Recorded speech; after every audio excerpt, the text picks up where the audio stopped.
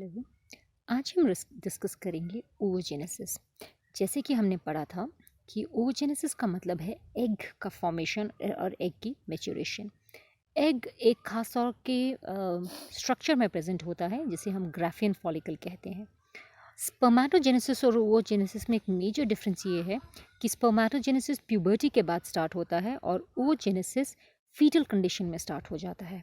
यानी कि जब बेबी एम्ब्रियोनिक स्टेज में होती है तभी ओवोजेनेसिस इनिशिएट हो जाता है और millions of egg mother cell यानी कि ओवोगोनिया मल्टीप्लिकेटिव फेज से फॉर्म होते हैं।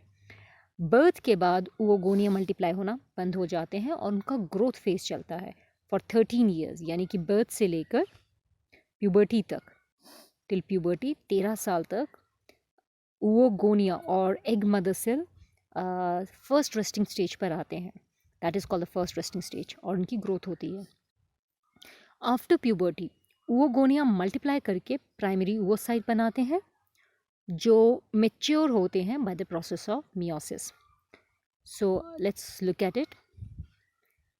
हर प्राइमरी ओवोसाइट अपने आसपास फॉलिकुलर सेल्स का एक झुंड बनाता है जिसको हम फॉलिकुलर सेल्स कहते हैं और इस तरह के स्ट्रक्चर को प्राइमरी फॉलिकल कहा जाता है।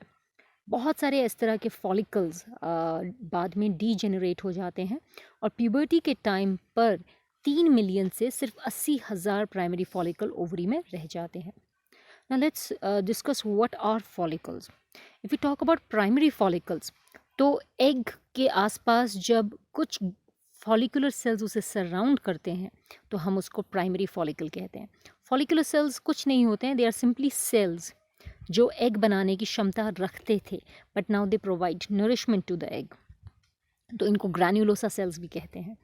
अगर इसी प्राइमरी फॉलिकल के बाहर एक प्रोटेक्टिव मेम्ब्रेन लग जाए जिसे हम थीका कहते हैं, तो इस तरह के स्ट्रक्चर को हम सेकेंडरी फॉलिकल कहते हैं।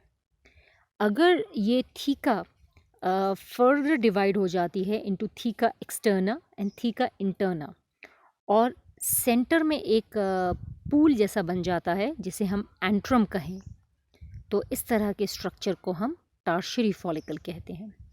ये जो छोटे छोटे फॉलिकुलर सेल्स होते हैं ये एक हार्मोन प्रोड्यूस करते हैं जिसका नाम है estrogen, and this estrogen is stored in the antrum. ये इस छोटे से कैविटी में एस्ट्रोजन स्टोर हो जाता है and it is produced by the follicular cells और द ग्रैन्युलोसा सेल्स। नाउ जब ये टर्शियरी फॉलिकल थोड़ा सा और मेच्योर हो जाता है, थीका की 2 लेयर्स हो जाती हैं, theca externa and theca interna, cavity बड़ी हो जाती है एंट्रम, जिस कैविटी को एंट्रम कहते हैं और जिसमें एस्ट्रोजन भरा पड़ा रहता है और ग्रैन्युलोसा सेल्स या फॉलिकुलर सेल्स एस्ट्रोजन प्रोड्यूस करते हैं, तो हम इस स्ट्रक्चर को ग्राफियन फॉलिकल कहते हैं।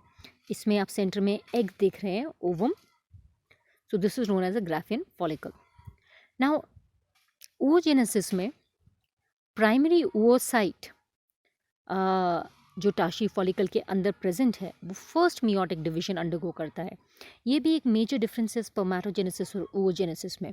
स्पर्मेटोजेनेसिस में primary spermatocyte 2 equal secondary spermatocyte form करते थे, लेकिन ओवोजेनेसिस में प्राइमरी ओवोसाइट अनइक्वल डिवीजन अंडरगो करते हैं, यानी कि एक छोटा सा पोलर बॉडी फॉर्म करता है और एक बड़ा सेकेंडरी ओवोसाइट फॉर्म करता है।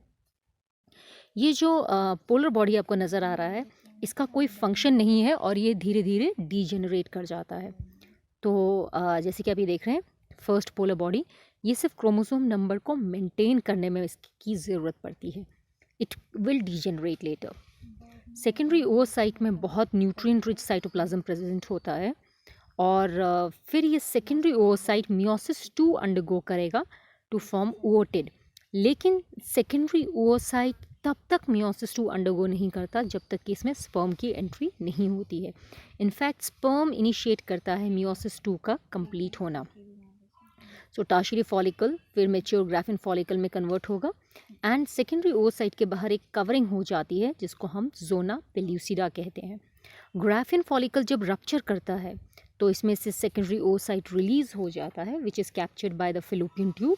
इस प्रोसेस को हम ओव्यूलेशन कहते हैं। तो आप यहाँ देख सकते हैं ओवोजेनेसिस में दिस इज़ ओवोगोनिया जिसकी जो डिप्लॉयड है 46 क्रोमोसोम है।